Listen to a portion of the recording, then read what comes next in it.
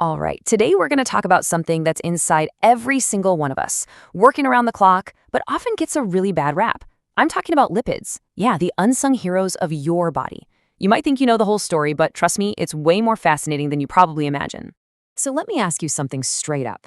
When you hear the word fat, what's the very first thing that pops into your head? Is it a juicy cheeseburger, maybe some trendy avocado toast, or is it that number on the bathroom scale you're trying to ignore? For most of us, yeah, it's definitely food. But that's just scratching the surface of a much, much bigger biological story.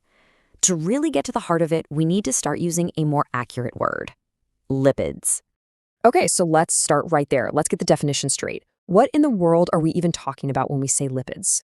First off, lipids aren't just one thing. Nope. They're this huge, sprawling family of molecules. And I mean huge. We're talking everything from the butter on your toast to, get this, the wax in your ears.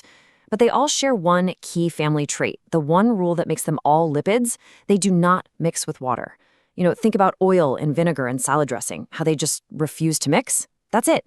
That's the defining feature, and it is so important for life because it lets them form these incredible barriers, basically creating the perfect little bubbles for our cells to live in.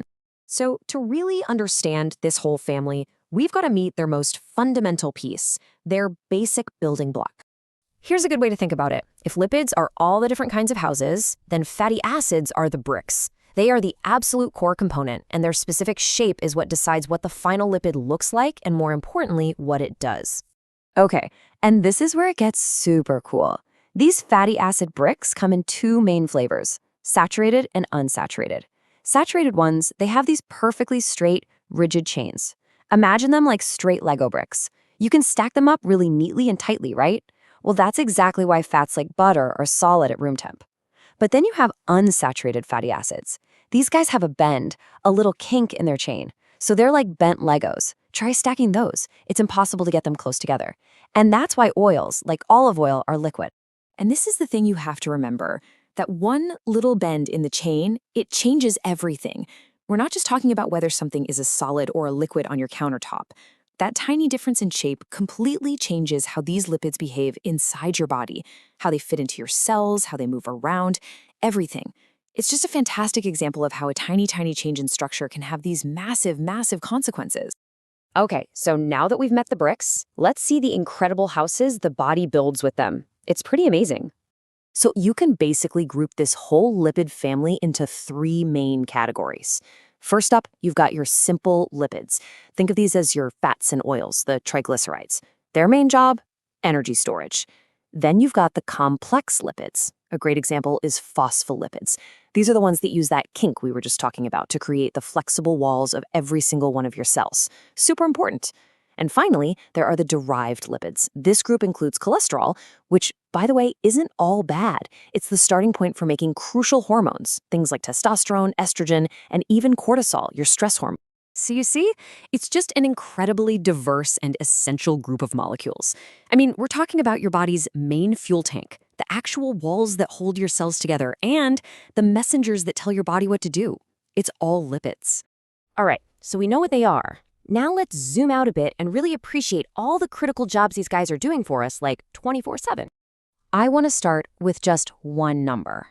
A number that says it all: 9. Just 9. What do you think that means? Well, it's all about energy. It means 9 kilocalories of energy packed into every single gram.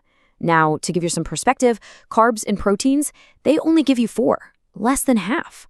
So this makes lipids, by a long shot, the most concentrated energy source you can get. It's like your body's premium high-octane fuel reserve. But, their job goes way beyond just storing energy. We already know they're the backbone of our cells, but they also act as insulation, that fatty sheath around your nerve cells. That's what lets your brain send signals at lightning speed. Without it, your whole nervous system would just stop. And don't forget, as hormones, they're incredibly powerful chemical messengers. If these signals get out of whack, it can throw off everything from your mood to your metabolism. Seriously, without lipids, life as we know it just wouldn't exist. So, this all brings us back to the big question, right? The one everyone always asks. After everything we've talked about, are lipids good or are they bad? Are they the hero or the villain here? Well, the answer couldn't be clearer. The science is totally settled on this one. Lipids aren't good or bad. They are just essential. Absolutely essential for life. So the debate isn't about if we need them. We do. Period. So the next time you hear people arguing about good fats versus bad fats, you'll know the real story is so much more interesting than that. It's not about cutting them out completely. It's about understanding them. The real question isn't if you need them, it's which kinds of them does your body need and in what amounts to not just get by, but you actually thrive. Now that is a question worth digging into.